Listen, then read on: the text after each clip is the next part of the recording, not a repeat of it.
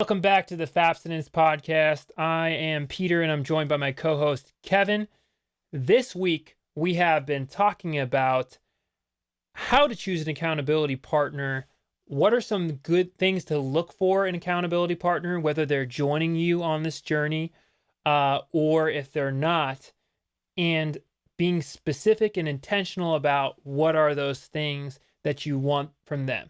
Well, now that your accountability partner has said yes, congratulations, we want to talk about what does that meeting structure look like, whether it's the daily check-in or the weekly check-in. And let's get into it, Kevin. Right on. Yeah, so the thing is with the daily check-ins, that's something that we apply holistically to every single person who's trying to get through their first 30 days. With your accountability partner, you want to check in every day with them, but keep it very, very simple.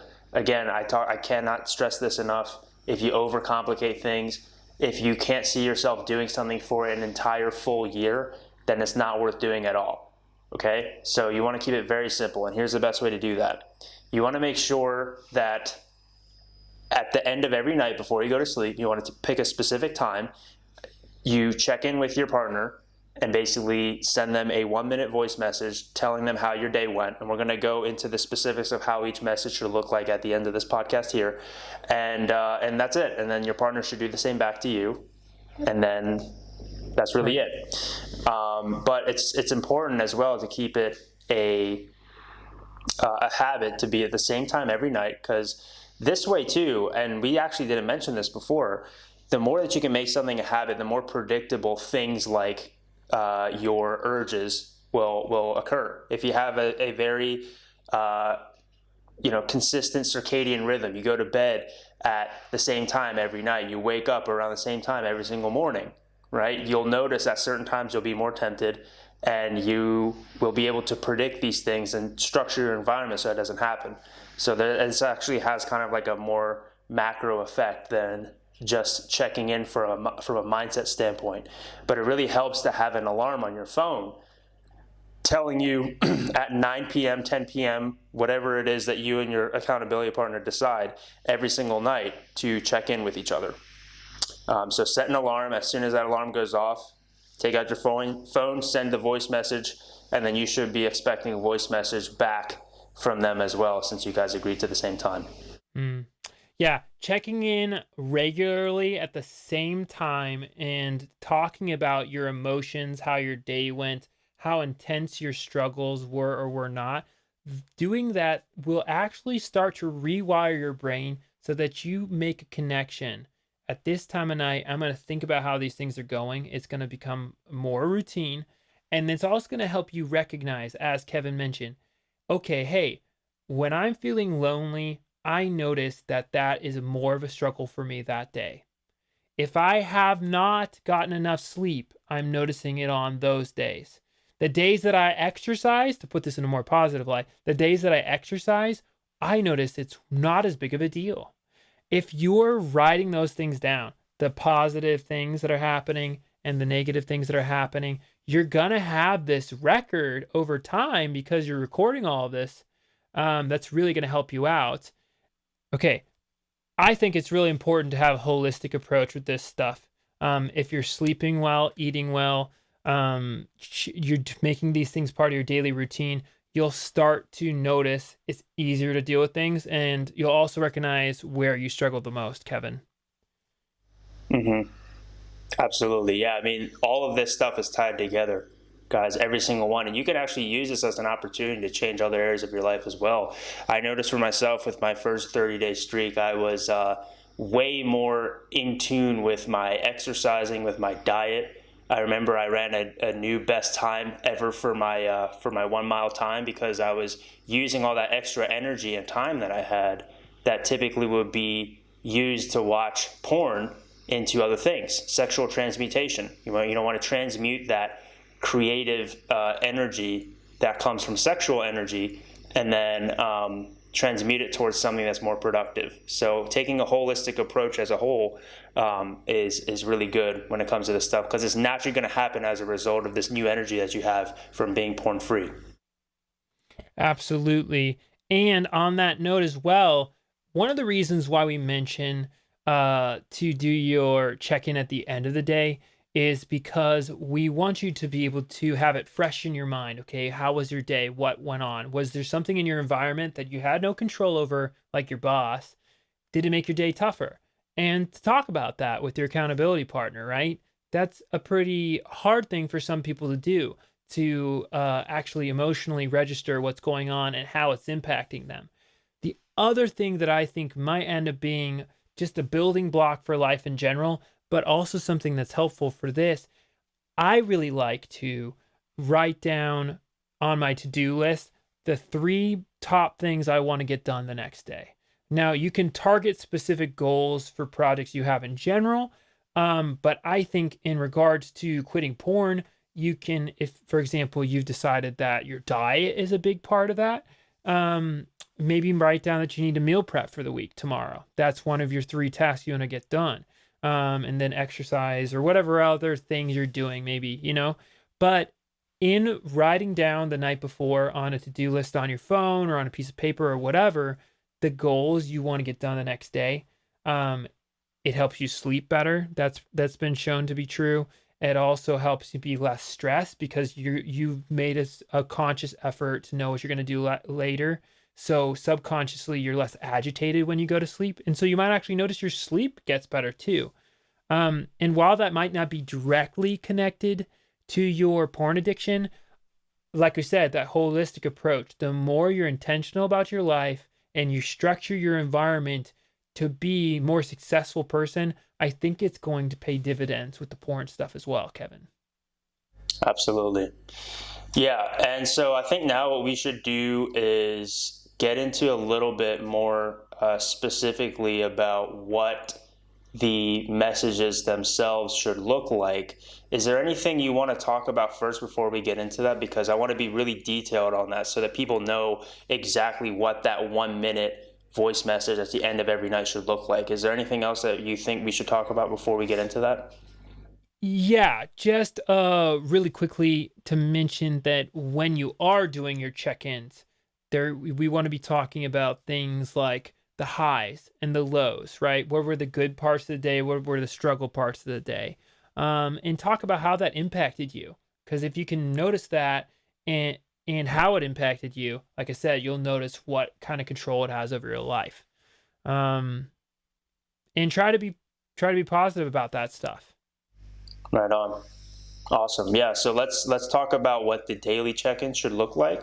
So we break it down kind of step by 3 different things. So I think the best way to do this is, Peter, maybe you say what each one of these 3 things are, give your input on it, and then I'll give my input on it. So what's the first thing that you should do when you Yeah. do your voice message? Whether you're doing the daily check-in or the weekly check-in, we think you should be sending a voice message or a video message, and you want to be touching on 3 things. You want to be talking about touching base just in general, inspiring each other, and then how are you going to challenge each other?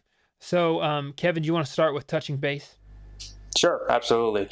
Yeah, so with touching base, you really just want to, first of all, just be polite and just be like, "Hey, man, how's it going? I'm having a pretty good day. Hope it's going well for you. Let's stay strong. This is awesome. Let's keep on the journey. I want to tell you a bit about how my day went. Today it was a little bit tougher than usual. Not gonna lie. I noticed that I slept a little bit less this or last night. I got rudely interrupted by one of my roommates last night while he went to the bathroom. He slammed the door and then it woke me up. And my boss was kind of pissing me off today, so I felt my temptations be a little bit higher. So yeah, I just wanted to let you know what was happening for me that day. How were things for you, right? Then Right. they can go back, and then you could just send a quick message back, being like, "Hey, cool, man, let's stay strong. On to the next day." But that's kind of like the first thing that you want to say first is Right. just tell them what the heck happened first. You Right. know? Now, when we're talking about inspiration, the second one, this is really trying to focus on the positive. So even if you're having a tough day, you want to focus on the things that give you hope, conviction, or courage, right? So in this example, hey, was feeling really stressed and unlonely today. I don't know. I was thinking about my ex, and I fell today actually, and it was really frustrating to me.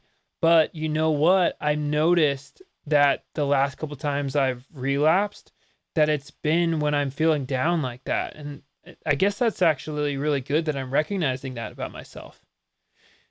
In doing that, you're sharing that positive message, and hopefully your partner can really like reinforce that for you. Like, yeah, man, pick yourself up. You're not what you're dealing with. I'm glad you recognize that connection. Make sure you find a way. How can we overcome that when you're feeling lonely? What can we do? Hmm. Absolutely. And that could be Yeah, the and it's challenge. always, The next one. yep. Yeah, and that's perfect because that could actually lead into the challenge of, when you're talking about being inspired, it's, and we talk about this holistic approach all the time. If you're inspired by nofap itself, or let's say, God forbid, you relapse, but then that helps you realize the things that lead you to relapse, and then you can be more inspired to pick yourself back up after you fall down.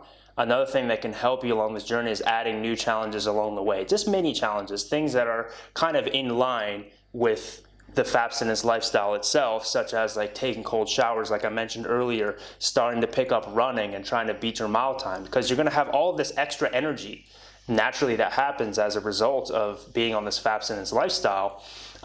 So you want to make sure that you're targeting this new energy somewhere. So you should have other goals in mind as well. And you with your accountability partner, you guys can both have these similar kind of secondary goals that you have alongside the goal of quitting porn.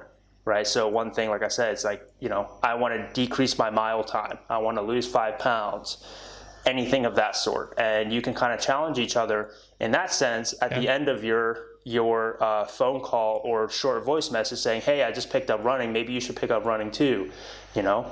So that's Yeah. one thing you can definitely do. November isn't the only month to do challenges. I think finding ways to push each other is a really great way to, number one, build a closer relationship with the other person, but also just challenge each other to be better people.